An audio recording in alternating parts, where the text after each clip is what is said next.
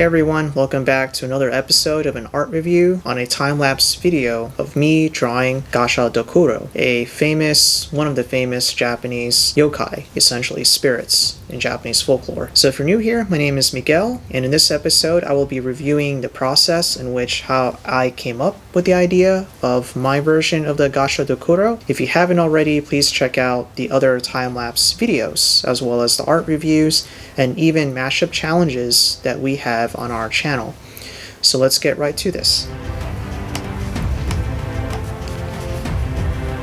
So the GASHADOKURO is essentially a giant skeleton, a ghost skeleton that attacks people. So in this version, it was a bit challenging on terms of originality. I mean, nothing is purely original, but with the GASHADOKURO, since the giant skeleton and there's really nothing more you can create to divert from the giant skeleton, apart from perhaps how the bones are being drawn and the position, the way the giant skeleton is posed. So in this version, I try to pretend it's not really a skeleton that I'm drawing, but more so just any other creature. And then with that, there's like a particular shape that you have to kind of sketch out. Like, not worry about the details yet, but just the general shape and the composition of the creature. And then with that, you go in and add in the bones and what the bones would look like. So obviously, the skeleton is like was once human perhaps. So it's using the human skeletal system, not a dog or a fish or a bird,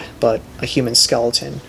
So I try to make it look like it's like a zombie popping out from the ground, except it's giant. And so after the shape, you can go in and like, okay, where the bones are going to be at and what the bones actually look like. So what's interesting is this requires a lot more fundamental understanding of what bones look like. And it wasn't too hard, but just having a general understanding of how the bones function and how the proper position. And of course, once you understand the rules, you can break them. And so with the back of the GASHADOKURO, I added like as if at the end of the bottom part of the body, it just becomes a tail. And so that adds a bit of more mystique and more of the supernatural element. Like, oh, this is not quite a human being. With the light and shadow in this version, I really accentuate the contrast between light and shadow. It adds more appeal to the creature and not just like the shape itself, but really accentuate the shadow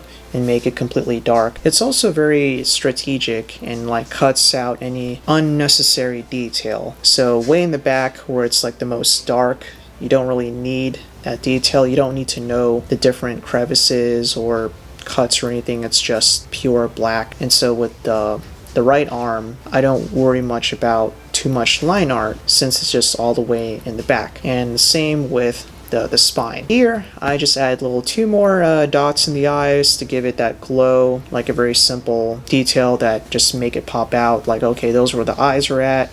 But it's creepy because they're not quite eyes, it's just two dots staring at you. And that's my GASHADOKURO. So I hope you enjoyed that time lapse. Let me know in the comments below what you think. So I hope you stick around for the next art review and any other future video yet to come. And you will be able to get that notification if you hit the notification bell.